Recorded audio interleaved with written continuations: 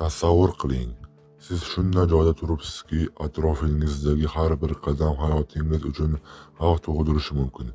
Dunyoda shunday hududlar borki, u yerda na kuch, na tajriba sizni to'liq himoya qila oladi.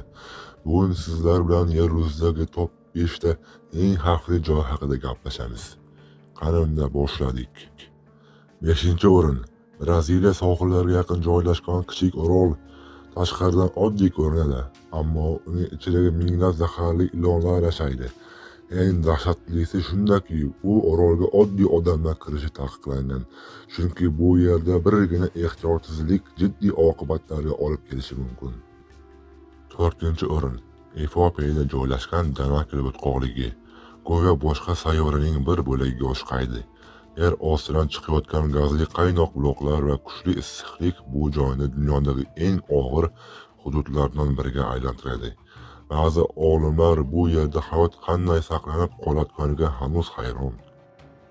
3-o'rin. Amerikada joylashgan O'lim vodiysi. Bu yerda qayd etilgan harorat dunyodagi rekord darajada hisoblanadi.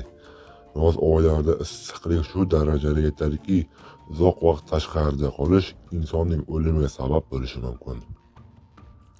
2-o'rin. Indoneziyadagi Sinabung vulqoni.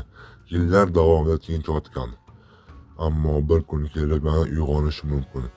Agar uyg'onsa, otilishlar natijasida minglab odamlar uylarini tark etishga majbur bo'ladi. Hozir ham bu vulqon dunyodagi eng xavfli vulqonlardan biri hisoblanadi. Negaki bundan chiqadigan lava butun boshli shaharni yo'q qilib yuborishi mumkin. Va nihoyat 1-o'rin. Ko'pchilik bu joyi eng xavfli joy deganda vulqon yoki cho'lni tasavvur qildi, ammo 1-o'rinda Antarktida turadi. Bu yerda sovuq shu qadar kuchli bo'ladiki, inson tanasi juda qisqa vaqt ichida jiddiy zarar ko'rishi mumkin. Cheksiz muzliklar, kuchli shamollar va mutlaq yolg'izlik bu qit'ani yer yuzidagi eng xavfli joyga aylantiradi. Agar ushbu video sizga ma'qul kelgan bo'lsa, videoga like bosing va kanalimga obuna bo'ling. Keyingi videolarda ko'rishguncha xayr, salomat bo'ling.